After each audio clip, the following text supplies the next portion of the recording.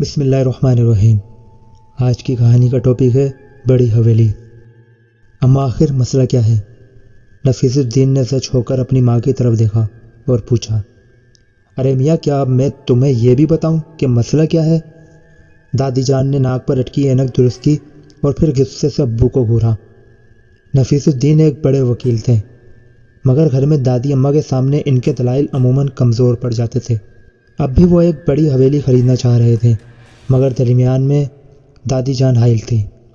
گھر بڑا اچھا اور کشادہ ہے، اور سب سے بڑی بات یہ ہے کہ کوڑیوں کے مول مل رہا ہے۔ بس اگر کچھ خرابی ہے تو وہ یہ ہے کہ ذرا پرانی طرز کا ہے، مگر اگر دوسرے زاویے سے دیکھا جائے تو ایک مکمل آرٹ پیس ہے۔ ابو جان نے ایک دفعہ پھر سے مضبوط دلیل دی، اصل میں تم جو باتیں اس مکان کے حق میں کہہ رہے ہو، میرے نزدیک وہی اس کے سب سے بڑی خامیاں ہیں۔ خامیاں؟ ہاں خامیاں۔ کیسے اماں جان؟ ارے میاں، ہوش کے ناخن لو، تمہاری عقل تو نہ جانے گھاس چرنے چلی گئی ہے۔ خود سوچو، اتنی بڑی حویلی آخر اتنی سستی کیوں بیچی جا رہی ہے؟ پھر میں تو اتنی پرانی چیز کبھی خریدنے کا نہ کہوں۔ اوہو اماں جان، اب پرانی چیزیں زیادہ دیکھنے کے لائق ہوتی ہیں، لوگ تو ایسی چیزیں 2 گنا زیادہ دام پر خریدتے ہیں، پھر ہمیں تو اتنی کم قیمت پر مل رہی ہے۔ مگر میرے خیال میں اتنی پرانی جگہ پر نہیں رہنا چاہیے، نہ جگہ خرید کر اور نہ ہی کرائے پر۔ مگر کیوں؟ بیٹا، پرانے مکان جن کے بارے میں علم نہ ہو کہ یہ کس نے بنایا، کون وہاں رہا اور کیوں خالی کیا گیا، جب تک یہ ساری باتیں اچھی طرح معلوم نہ ہو جائے، ایسی جگہ کو حاصل کرنا سراسر نقصان دہ ثابت ہوتا ہے۔ اچھا اماں، دیکھتا ہوں، ابو جان نے کہا اور کمرے میں خاموشی چھا گئی۔ اگرچہ دادی اماں نے بڑی تفصیل سے وضاحت کی تھی، مگر اس بار ابو جی بھی ڈٹ گئے، اور انہوں نے پہلی دفعہ دادی جان کے خلاف جا کر کوئی فیصلہ کر لیا تھا۔ ہم سب اس بات سے حیران تھے۔ دادی اماں نے البتہ خاموشی اختیار کر لی۔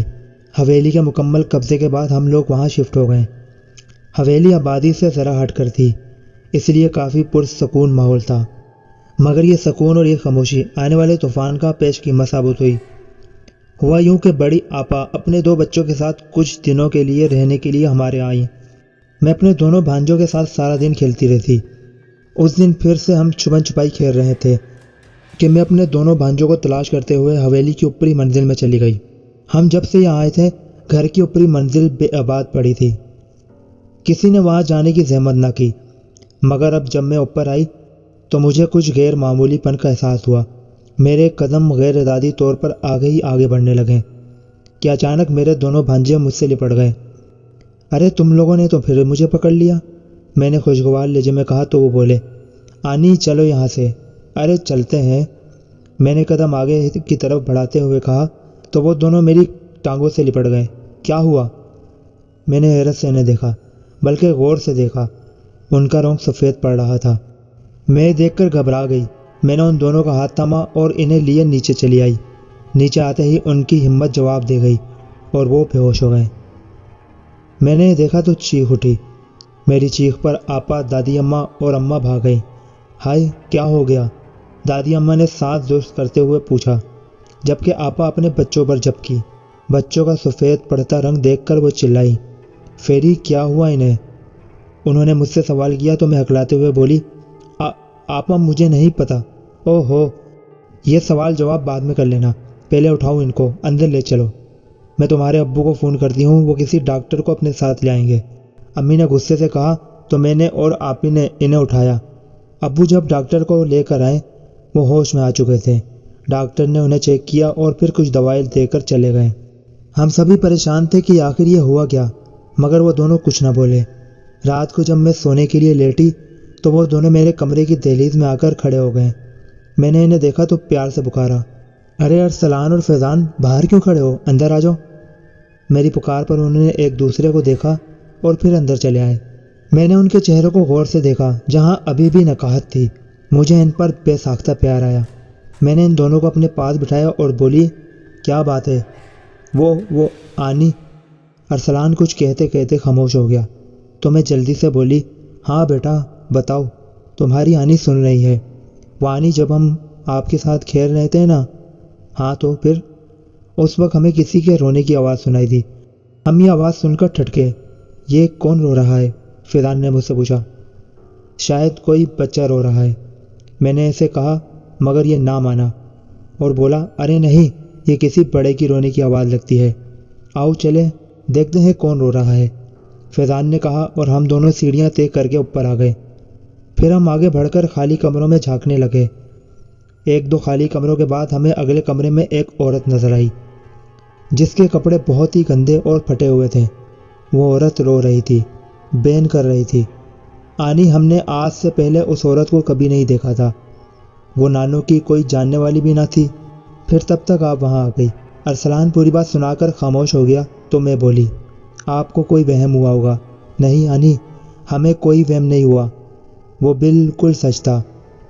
اچھا، کیسی تھی وہ عورت؟ میں نے ان کو جھٹلانا مناسب نہ سمجھا، اس لیے ان کو بلانے کے لیے پوچھا۔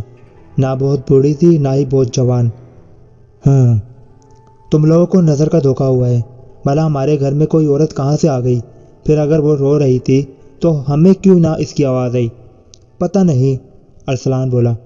بہرحال وہ دو بچے تھے، اسی لیے جلد ہی ساری باتیں بھول کر کھیل تماشوں میں لگ گئے۔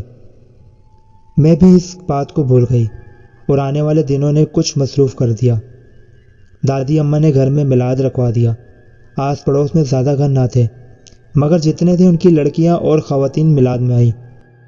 میلاد ختم ہونے کے بعد لڑکیاں ادھر ادھر گھومنے لگی اور پھر انہوں نے پروگرام بنایا کہ اوپر منزل پر جا کر بھی ذرا دیکھنا چاہیے کہ آخر اوپر سے ارد گرد کا منظر کیسا لگتا ہے۔ ارے یہ تو بالکل ویران پڑا ہوا ہے، ایک لڑکی بولی۔ ہاں، ابھی ہم نے اسے صاف ستھرا کر کے رہنے کے قابل نہیں بنایا، جب ضرورت ہوگی اسے بھی صاف ستھرا کر کے رہنے کے قابل بنا لیں گے۔ ہاں، ہم آگے بڑھے تو اچانک ادھر ادھر ایک کمرے میں جھانکتے ہوئے اچانک ایک کمرے میں ہمیں ایک کتا نظر آیا۔ وہ کچھ کھا رہا تھا۔ پہلے تو ہم سب کو اس بات پر تعجب ہوا کہ اس خالی جگہ پر کتا کہاں سے آ گیا، ہمارے گھر میں تو کوئی کتا موجود نہ تھا۔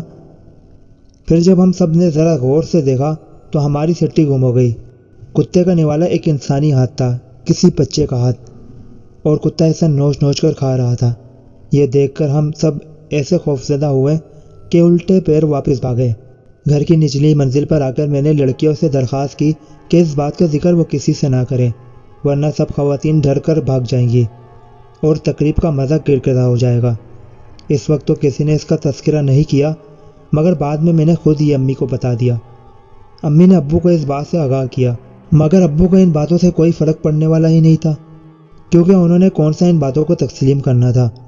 مگر آپا چاند، جو اس گفتگو کے دوران وہاں موجود تھی اور میں چھپ چھپ کر ان کی باتیں سن رہی تھی، وہ بولی، ابو جی، اس گھر میں سچ مچ کوئی گڑبڑ ہے۔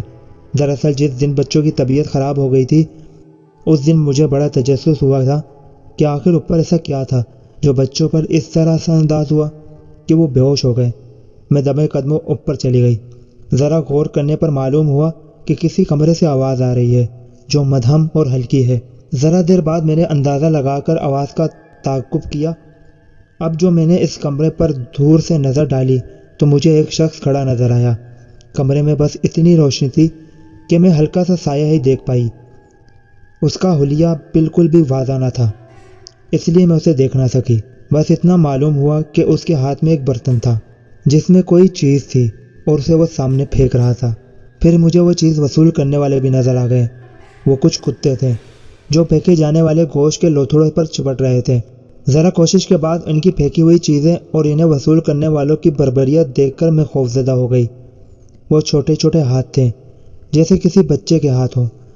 اس کے بعد میں نے خوفزدہ ہو کر وہاں سے بھاگنے کی کوشش کی، جس سے کوئی کھٹکا ہوا اور کتے بھونکنے لگ گئے، مگر اگلے ہی لمحے سارا منظر بدل گیا۔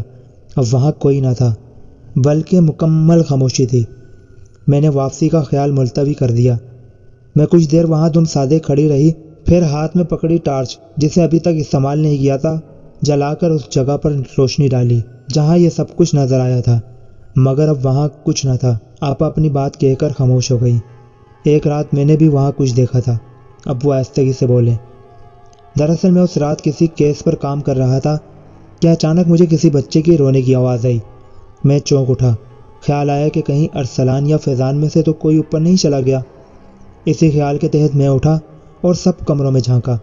سب سو رہے تھے، بچے بھی سو رہے تھے۔ میں اس چیز کو اپنا وہم قرار دیتے ہوئے واپس اسٹڈی کی طرف چلا کہ پھر وہی آواز آئی۔ آوازیں بہت مدھم تھی، مگر میرے اندر بے چینی اور اضطراب بڑھنے لگا۔ میں معاملے کی تصدیق کے لیے اوپری منزل پہنچ گیا۔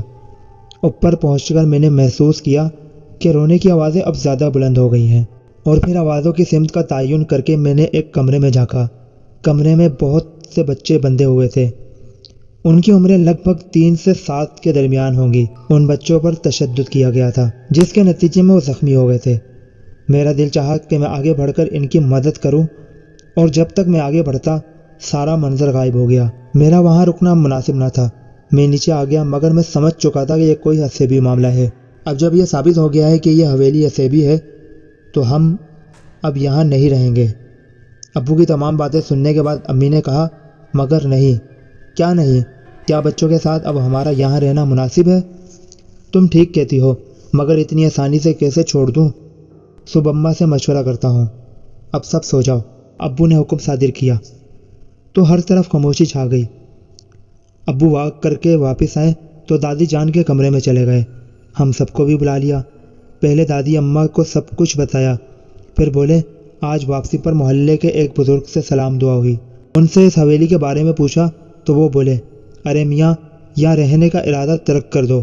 اگر رہائش پذیر ہو تو فوری طور پر حویلی خالی کر دو۔ میں تمہیں کھل کر بتا دوں کہ یہ حویلی رہنے کے قابل نہیں۔ آپ غلط نہیں کہہ رہے۔ میں جان چکا ہوں کہ یہ حویلی اسیب زدہ ہے، مگر مجھے اس کی تاریخ کے بارے میں جاننا ہے۔ میں نے انہیں دیکھا تو وہ بولے، تقسیم ہند کے بعد بہت عرصے تک یہ حویلی خالی پڑی رہی۔ پھر اس کے بعد جو بھی یہاں آیا اسے جانی یا مالی نقصان ہوا، لہٰذا ایک بار پھر یہ حویلی ویران ہو گئی۔ اس کے بارے میں مشہور ہو گیا کہ یہ اسیب زدہ ہے۔ یہاں کے اسیب انسانوں کو برداشت نہیں کرتے، اس لیے انہیں نقصان پہنچاتے ہیں۔ مگر چند سال پہلے ایک مولوی صاحب آئے، ان کے ساتھ ان کی بیوی بچے تھے۔ انہوں نے حویلی میں رہائش اختیار کر لی۔ سب نے انہیں منع کیا، مگر وہ نہ مانے۔ ان کے دم دروس سے نیچے کا حصہ تو رہنے کے قابل ہو گیا، مگر اوپر کی منزل جو کی تو رہی۔ پھر ایک دن نہ جانے کیا ہوا کہ وہ مولوی اپنے بیوی بچوں کے ساتھ بھاگ گیا۔ سننے میں آیا کہ اس کا جوان بیٹا اس کے ساتھ نہ تھا۔ بس یہ حویلی ایک بار پھر ویران ہو گئی۔ کیا جنات کا بسیرا ہے یہاں؟ ارے میاں، اصل بات تو بتائی نہیں۔ وہ مولوی جاتے جاتے ایک خط حویلی کے دروازے پر چسپاں کر گیا، جس پر لکھا تھا، یہ حویلی ایک انگریز فوجی افسر کی تھی جو کہ بہت ظالم تھا۔ اس کی بربریت کی انتہا یہ تھی کہ وہ اپنے بہت سے شکاری کتوں کے ساتھ اس حویلی میں مقیم تھا۔ اپنے کتوں کے لیے وہ غریبوں کے بچے اٹھا لاتا اور ان کو اذیت و بھری موت دینے کے بعد ان کے ٹکڑے کتوں کو کھلاتا۔ آج بھی ان سب مرنے والے بچوں کی روحیں اس حویلی میں روتی ہیں۔ ایک دفعہ وہ کسی بیوہ کا بچہ اٹھا لایا۔ وہ بیچاری روتی بلکتی حویلی آئی، مگر کبھی واپس نہ گئی۔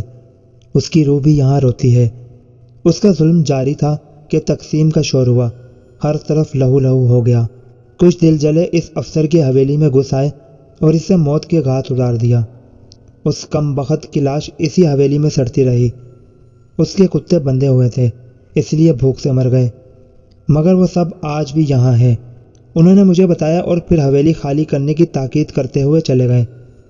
ابو خاموش ہو گئے تو دادی اماں بولی، میں نے پہلے ہی کہا تھا کہ مت لو یہ حویلی، مگر خیر، اب صبح میں پیر صاحب سے بات کرتی ہوں کہ کچھ کریں، تب تک ہم کسی اور جگہ شفٹ ہو جاتے ہیں۔ جی، ابو نے سعادت مندی سے کہا۔ یہ کہانی ہمیں یہ سبق دیتی ہے کہ ہمیشہ بڑوں کی بات سننی چاہیے، کیونکہ ان کا زندگی بھر کا تجربہ ہوتا ہے۔ آپ کی کیا رائے ہے کامنٹس میں ضرور بتائیے گا۔ کسی اور ویڈیو میں ملاقات ہوگی۔ اللہ حافظ۔ پاکستان زندہ باد۔